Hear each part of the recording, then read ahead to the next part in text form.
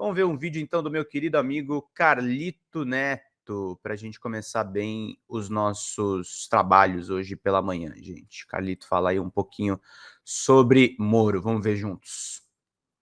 Dias atrás, quando estourou o caso ali do juiz Eduardo Apio, eu falei que aquele áudio gravado ali da ligação feita para o genro do Moro e que o pai dele, que é amigo do Moro supostamente, que é desembargador do TRF4, tinha pedido ali o afastamento do Eduardo Apio, não fazia muito sentido porque quem acompanhava um pouco ali a fala da gravação e a fala do Apio comparado com algumas entrevistas, via claramente que não era a mesma pessoa por basicamente compreender ali alguns vícios de linguagens e sotaques entre entonação de fala de um e do outro. Agora a defesa do Eduardo Apio, que tem sido conduzida ali pelo doutor Pedro Serrano, concluiu que a voz não tem como ser do Apio. A voz é compatível com alguém que seja da região sul do Brasil, que tem aproximadamente 15 milhões de pessoas e que quando você reduz ali a amostragem para pessoas do sexo masculino, com mais de 50 anos, que vivem em cidade, que cursou o curso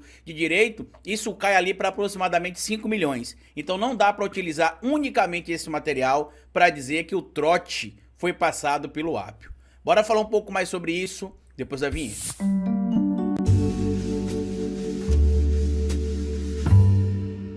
Pois bem, meu povo, antes de seguir esse vídeo, eu queria pedir a você que deixasse like no começo do vídeo, porque se deixar lá pro final você esquece. E queria pedir a você também, se puder colaborar com o nosso trabalho, que seja membro do canal, apoiador, é a maneira que vocês têm de manter o nosso canal existindo aqui de forma independente. E se puder colaborar de outra maneira com o nosso trabalho, além de ser membro do canal, apoiador, inclusive estamos perdendo aqui no canal alguns membros e alguns apoiadores, e lembre que vocês são importantes para manter esse canal aqui existindo de forma independente. Eu lembro a vocês que é bem fácil para ser membro, tá? Aqui embaixo tem um botão intitulado Seja Membro, onde você pode clicar e se tornar membro do canal a qualquer momento.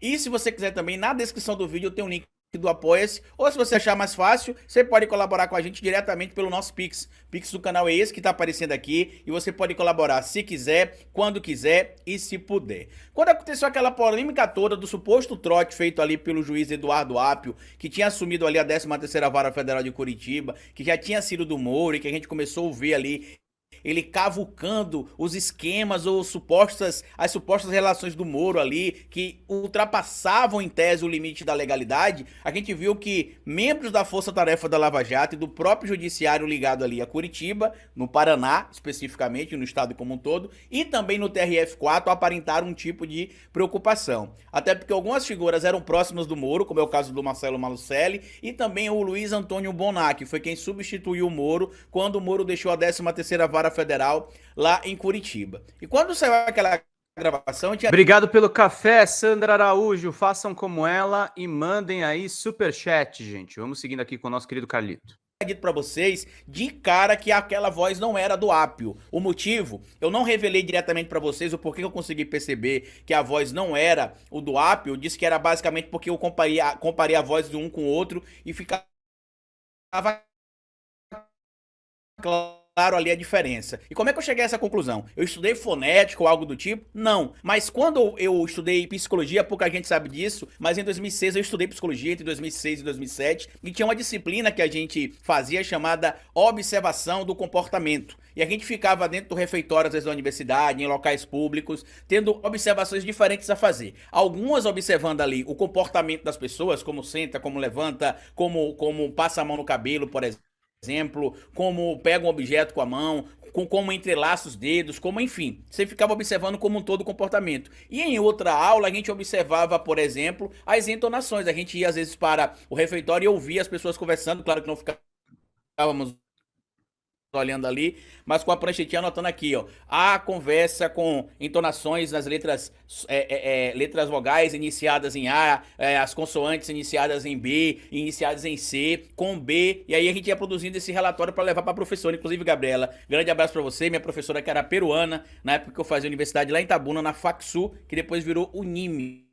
E aí o que acabou acontecendo? Eu percebi de cara que a voz não era do Apio por causa de alguns vícios de linguagens que a gente via que tinha na ligação do Apio, supostamente ali, né, que o clã Moro disse, da suposta ligação do Apio para o filho do Marcelo Malucelli, e as entrevistas que o Apio tinha dado para vários canais de TV, e também a própria audiência que ele conduziu ali com o Tacla Duran.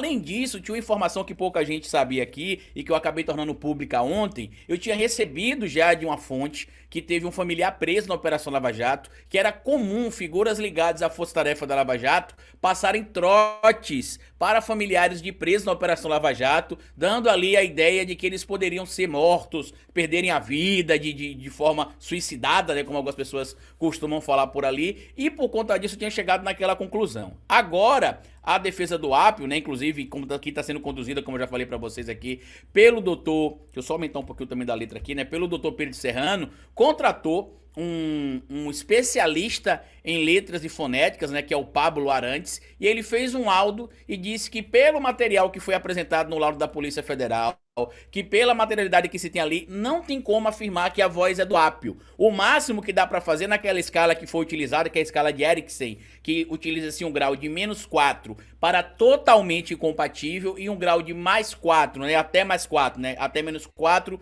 e até +4, passando pelo zero, né, são 9 graus de separação ali, ou de somatórias ou exclusão, né, e que +4 seria o grau ali que seria muito provável a compatibilidade. E no relatório da Polícia Federal ficou em +3. E eu falei pra vocês que não tinha como ser +3, porque dava pra ver claramente que até a maneira que ele falava algumas palavras, como eu citei o exemplo, pai, né, no dia que eu fiz a análise do vídeo, eu mostrei uma entrevista que ele deu a Raquel Landim, onde ele fala que não foi votar em 2022 porque o pai dele tinha falecido. E aí eu comparei o momento que ele falava o pai na entrevista e também mostrei o momento que supostamente ele estaria ali no telefone falando com o João Malucelli, filho do Marcelo Malucelli, onde ele também fala pai ali, dizendo que não queria incomodar o pai do João Malucelli. E aí eu falei pra vocês, ó gente, não dá pra dizer que essa voz é do Apio, porque olha os vícios de linguagens como é que são diferentes. E aí eu quero ler aqui um pedaço do material que foi publicado na coluna aqui, da Maria, na verdade no artigo da Maria Eduarda Portela,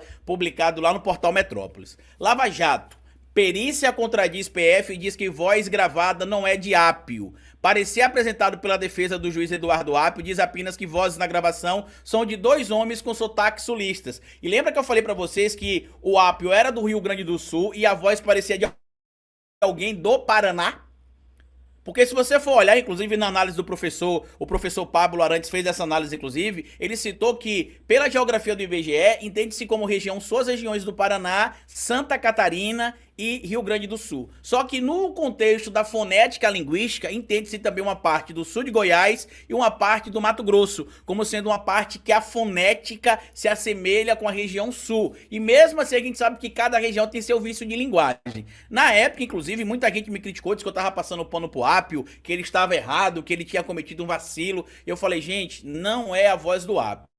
O que é que diz aqui o relatório, só pra gente poder deixar aqui pra vocês. Vou deixar inclusive pra vocês baixarem se quiserem, tá? O relatório inclusive tá disponível em vários lugares. Mas deixa eu ler só a matéria direita aqui pra não ficar informação pela metade aqui pra vocês. A voz ouvida em gravação que ameaça o filho do desembargador Marcelo Malucelli, entregue à justiça pelo ex-senador e juiz, pelo senador e ex-juiz da Lava Jato, Sérgio Moro, não é do juiz Eduardo Apio. Parecer técnico do professor Pablo Arantes foi apresentado pela defesa do magistrado no Tribunal Regional Federal da 4ª Região. O documento do professor Arantes, da Universidade Federal de São Carlos, contradiz laudos apresentados pela Polícia Federal, em que comprova a suposta ligação entre o juiz Apio e as ameaças feitas ao filho do desembargador. E aqui eu quero trazer para vocês 2 pontos. Primeiro, quem ouviu a ligação vê que não tem nenhuma ameaça. É outra mentira também contada ali pelo Moro e pelo genro dele. Não tem nenhuma ameaça na ligação. E segundo, a voz é claramente diferente da voz do Apio.